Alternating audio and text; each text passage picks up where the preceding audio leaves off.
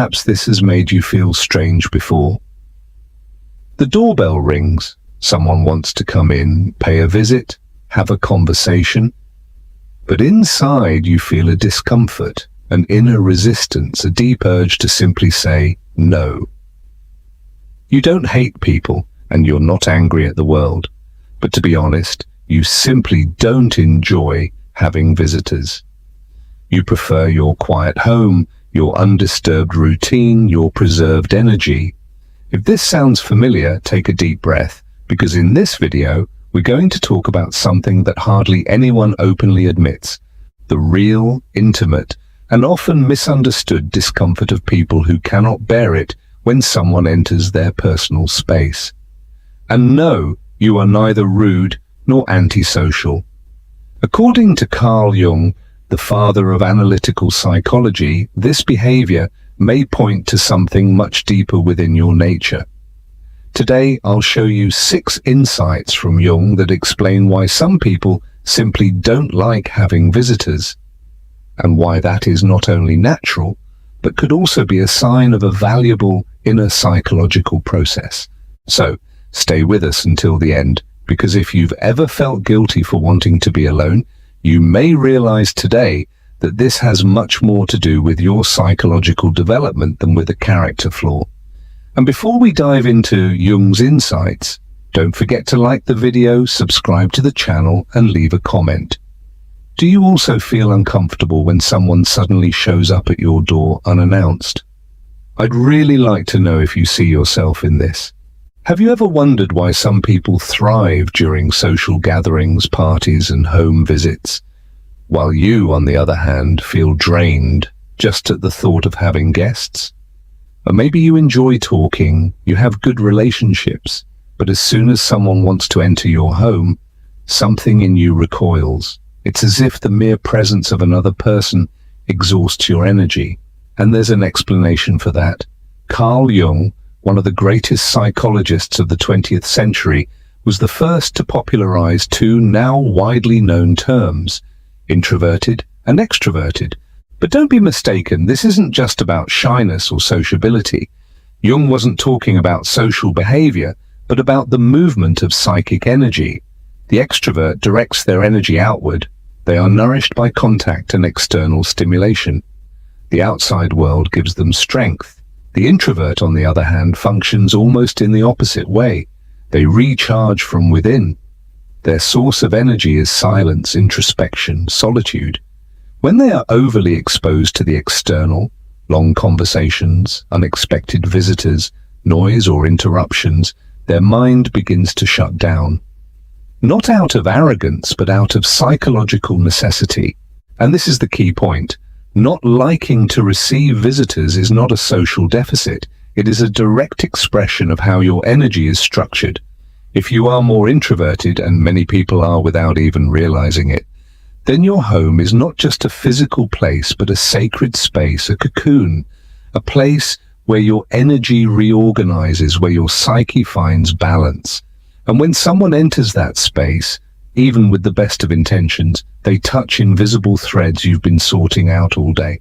The mere presence of the other person forces you to activate your persona, your social mask. And in doing so, you move away from your true self. And you know what? That is deeply exhausting. Jung said that introversion is not a conscious choice, but a disposition of the soul. So when you try to go against this inner impulse, it only leads to more conflict and exhaustion. Some might say, oh, they're so reserved, they just don't like company. But what many don't see is this. What seems like coldness or disinterest is often just self-protection, a psychological shield, an invisible boundary erected by the unconscious to guard the inner self. Carl Jung called this process the shadow. And the shadow, well, it's a part of you that you may not even fully know, but it's there, quiet, hidden, and it governs your feelings, your reactions, your deepest discomfort. When someone enters your home, you're not just opening a physical door, you're unconsciously letting them into a space where your energy is at its purest, but also at its most vulnerable. And that's exactly where the shadow begins to act. The shadow contains everything you've suppressed for some reason. Aspects of your personality you had to hide, old fears, unresolved memories, unspoken wounds. Imagine this. Someone rings the bell, you sit down together, start talking, and instead of relaxing, you feel uneasy inside. A strange discomfort rises up, and sometimes you can't even explain why. The truth is, the presence of that person, their voice, their way of being, might unconsciously touch a blind spot in your psyche, something you haven't yet dared to look at, something that lives in the shadow. That's why Jung said, "What you do not bring into consciousness will appear in your life as fate." And sometimes that fate manifests as social discomfort, a seemingly harmless visit that suddenly stirs up irritation, a sense of invasion, an almost physical urge to ask the person to leave. It's not arrogance, it's your unconscious trying to protect your inner integrity. And there's more. The shadow doesn't just contain darkness, it also holds hidden potential, abilities, talents, and truths you haven't yet had the courage to embrace. The more you live on the surface, adapt, stay polite, force social interactions, the less room your soul has to breathe. So if you feel the need to be alone, if the thought of visitors overwhelms you, your shadow might be saying, "Hey, listen, you need silence, you need space, you need yourself." And hearing that is an act of courage. Do you know that feeling of relief when you finally come home after a long day? The door closes, you take off your shoes, take a deep breath, and you just are. In Jungian psychology, the home is not just a physical place, it's a symbol of the soul. It reflects your inner state. And when someone enters that space, they are not just stepping into your living room, they are entering sacred territory. Jung believed that symbols speak more about us than words ever could. And the house is one of the most powerful symbols of the psyche. It represents the self, the center of our being, where everything finds balance, where healing happens. Each room symbolizes an aspect of your personality. The bedroom, your intimacy; the living room, your social mask; the kitchen, your emotional nourishment; the basement, the unconscious; the attic, your higher thoughts; and the front door. It is the boundary between you and the other. When someone crosses that threshold, your unconscious senses something from the outside is entering. It's not just a physical presence, it's a foreign energy, filled with thoughts, stories, tensions. And if you are a sensitive, introverted person, or if you're on the path of individuation, the process of becoming your true self, this can be extremely exhausting. For Jung, the house was not a wall of defense against the world. It was an inner mirror. If you feel at peace in your home, then something inside you is also in order. But if you feel that visits disturb your calm, change the atmosphere, destroy the silence, then perhaps it is your unconscious whispering to you, "This soul is still under construction. I'm not ready to open all the doors," and that's perfectly okay. Protecting your home also means protecting yourself. In depth psychology, respecting your boundaries is a central step toward healing and integration. So if you've ever felt guilty for not wanting to receive visitors, for preferring to be alone, now you know you're not isolating yourself. You're honoring the temple where your soul resides. Have you ever put on a polite smile when deep down you just wanted to be quiet? Made coffee, engaged in small talk, acted friendly, while secretly thinking, when is this visit going to end? It sounds harsh, doesn't it? You feel ungrateful, heartless. But don't worry, Carl Jung helps us understand what's happening within us. Jung called it the persona, the mask we wear to show ourselves to the world. It is the social role, the version of us that adapts to work, to family, to relationships, even to a visit. The persona isn't false, but it is limited. It's not your whole soul, just a fragment. usually the most socially acceptable one. The problem begins when you have to wear this mask in your own home, where you should be able to be your true self. For people with a particularly strong persona, and this includes many introverted, sensitive, observant individuals, a visit can be extremely draining. Suddenly you have to perform, choose your words, control your facial expressions, keep track of the length of the conversation, think about the dishes in the sink, the light being too bright or too dim. All of that consumes psychic energy, a lot of it. Jung said, "The persona is necessary, it helps us function in society. But when we mistake the persona for our true self, the soul begins to cry out." Perhaps that's why you feel such inner resistance to visits. It's not about disliking people. It's about feeling forced to pretend to uphold a socially acceptable image, even when all you really want is peace, to be barefoot, in silence, staring out the window. And do you know what's even worse? Many people spend years wearing their persona even at home. They welcome guests, make an effort, smile, and are internally completely exhausted, irritated, drained. But here comes a liberating truth, grounded in depth psychology. You have the right to be completely yourself in your own space. You are allowed to say no to visits. You are allowed to decline invitations, to be unavailable. Because while you're trying to please others, you abandon yourself.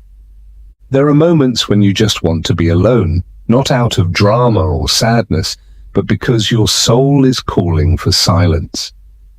In such moments, many people feel strange, antisocial. After all, we live in a culture that celebrates those who are constantly around people, loud, active, present. But Carl Jung saw it differently. For him, the impulse to withdraw was often the beginning of one of life's most important journeys, the path of individuation. Individuation means becoming who you were born to be, not what society expects, not what your parents projected, not the persona you've adopted, but your true self, with light and shadow, conscious and unconscious, with your essence and your truth. And this process doesn't happen in noise, but in silence, in retreat, in pause. That's why discomfort with visitors isn't just laziness or emotional instability. It is your soul trying to protect you, keeping you away from distractions so you can hear what is being whispered deep within you.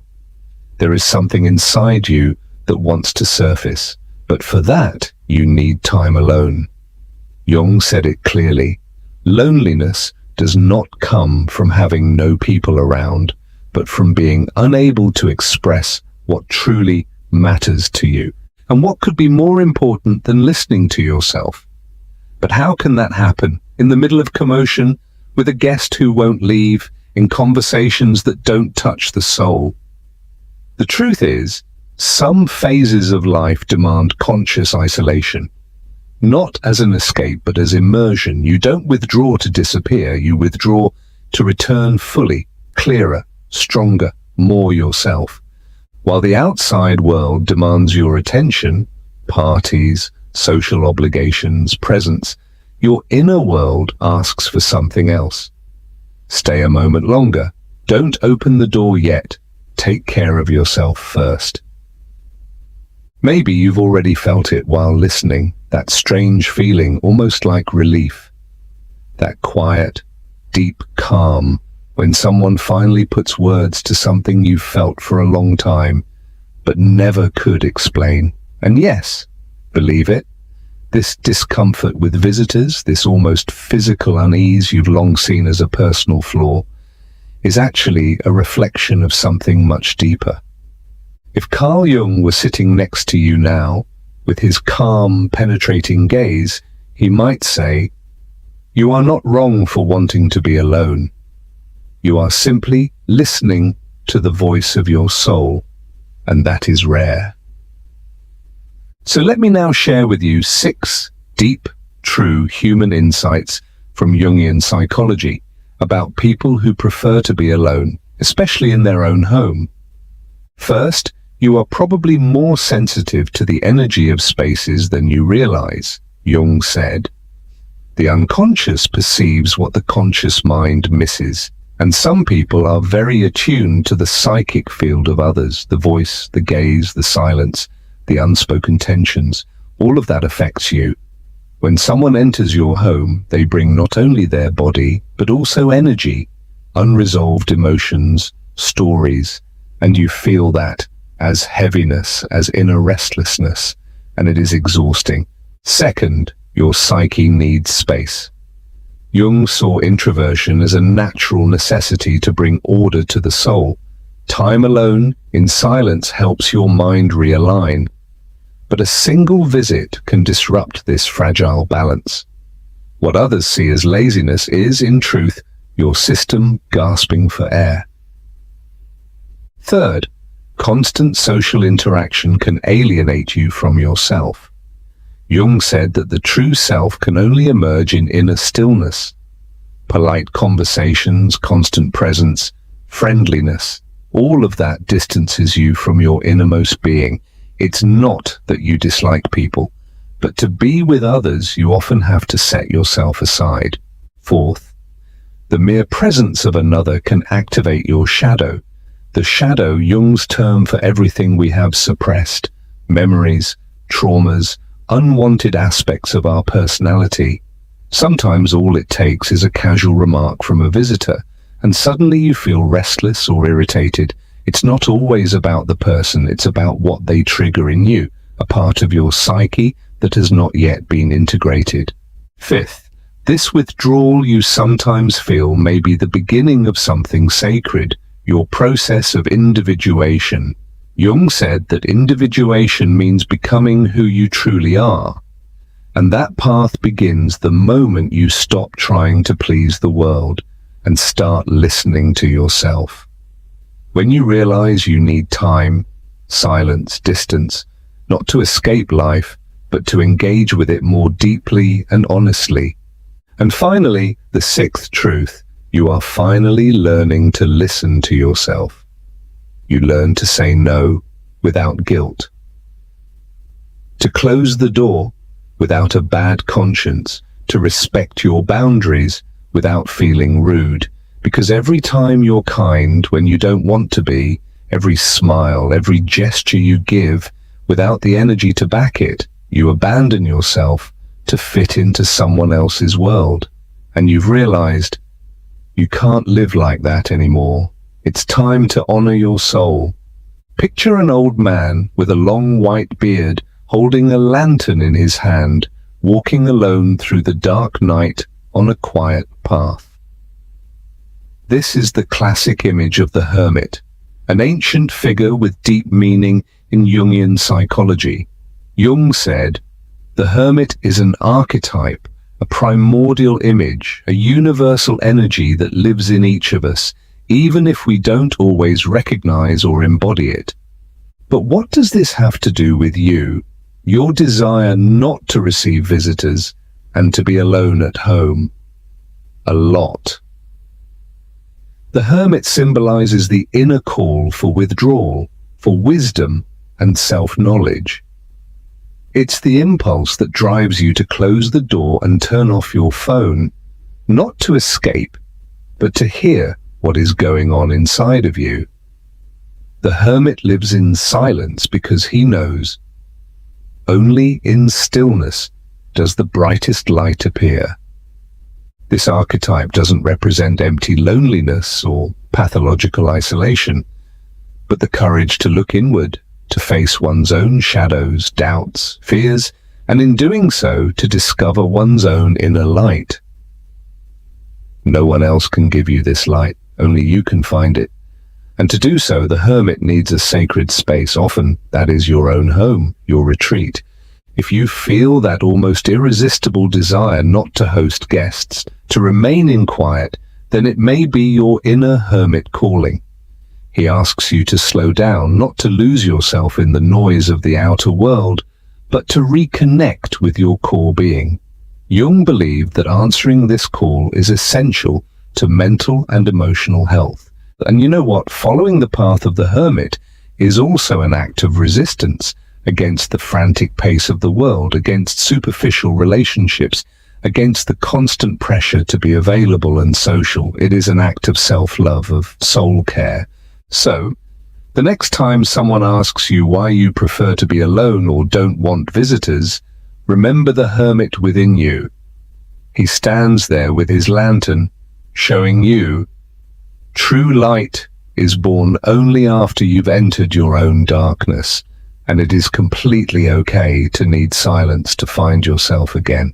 Have you ever noticed how powerful deep solitude can be when it is embraced? It's not just about being alone, but what you do with that solitude. For Jung, the hermit was not a sad figure, not a social failure. He is a guardian of inner wisdom. When you follow the hermit's call, your solitude begins to transform into a journey of growth. In that space, you find answers that the noise of the world has drowned out. There, you allow yourself to feel, to think, to reflect, without rush. And your soul begins to heal. You learn to recognize patterns, integrate your shadows, and discover parts of yourself that have long been hidden. And more than that, you begin to develop a quiet strength and inner confidence that doesn't rely on external validation. For many, this path is challenging because the world out there celebrates constant doing, networking, social activity. But the hermit reminds us to truly be there for the world, you must first be there for yourself. That is the wisdom of solitude. So if you decline a visit, if you prefer to be alone, you are not closing yourself off. You are preparing inwardly to meet others later in a more authentic and deeply connected way, first with yourself and then with others. The hermit invites you to this deep transformation. And if you feel that inner call, then you are on the right path. Now that you've come to know the hermit within you, one important question arises. How do you find the balance between the desire for solitude and the need for connection? Jung taught that a healthy life does not mean denying the social or completely isolating yourself, but rather establishing a conscious dialogue between both aspects. The hermit calls for silence, withdrawal, introspection. The outer world demands engagement, activity, participation. The art lies in respecting your boundaries without shutting yourself off completely, and in not forcing yourself into social interactions when you are not internally ready. It is a daily practice of listening and of communicating clearly. You can create rituals that protect your quiet time, such as reading time, a walk alone, or a morning routine just for you. At the same time, you can choose intentional moments to connect with people who truly nourish you and who respect your space. This balance isn't easy at first, but it is liberating. And most importantly, you don't have to justify it. You owe no explanation to anyone except yourself. Society may not understand it, but your soul knows what it needs. And Jung said, individuation means becoming true to yourself, even when the world demands otherwise. So allow yourself this path. Honor the hermit within you, and at the same time, cultivate genuine connections that nourish your soul instead of depleting it. Then loneliness no longer becomes a burden, but a sacred space for renewal. We know holding this balance isn't easy. The world is loud, full of expectations, and an inner voice sometimes judges you for wanting to be alone. But respecting your boundaries is not selfishness. It is an act of deep self-love and care. First, learn to recognize your inner signals. Is your body tired? Your mind scattered? Your mood irritable? These are signs that your system needs a break. When you notice this, allow yourself to slow down, even if it means canceling plans or turning off your phone. Second, communicate clearly. You don't have to justify or explain everything. A simple, "I'm staying home today, I need time for myself," is enough. People who love you will understand, and those who don't, that's another story. Third, create a sacred space. It could be a cozy spot in your home, a favorite place in the park, a morning routine just for yourself. There you connect with your innermost being. There, your inner hermit feels safe. And finally, be gentle with yourself. Don't expect to always function or be socially present all the time. You're allowed to just be with yourself. Honoring your longing for solitude means honoring your soul. It's the path to becoming whole, just as Carl Jung taught. Perhaps now, at the end of this journey, you feel something has been touched within you, something deep and true. And that is the great beauty of Jung's work, the uniqueness of every soul. There is no right or wrong way to be. There is only your way. And if your way means staying home away from visitors and noise, that does not make you strange or less lovable. Jung reminds us that individuation, the process of becoming whole, also means embracing all parts of ourselves, even those that society doesn't always value. So when you respect your longing for retreat, you are honoring an essential part of your soul. You don't need to fit into external molds to be happy. Your home, your silence, your solitude, these are sacred spaces where your soul renews itself and grows. There, in that intimate space, you will find the strength to meet the world, in your own way, with authenticity and inner peace. If you take away just one insight today, let it be this: your way of being in the world is valid. Your love of silence is a legitimate expression of your soul, and it deserves respect. Above all, from yourself. We've reached the end of this journey, but in truth, it's only just beginning for you. Together, we've explored the 6 truths of Carl Jung, met the archetype of the hermit, and discovered how solitude can become a source of deep wisdom. Now I invite you to look inward with gentleness. Recognize that your desire to be alone is not a weakness, but a reflection of a deep inner connection. That your boundaries are not walls of selfishness, but acts of true self-care. And that right there in the silence of your own space, you hold the possibility to bloom each day, becoming a little more your true self.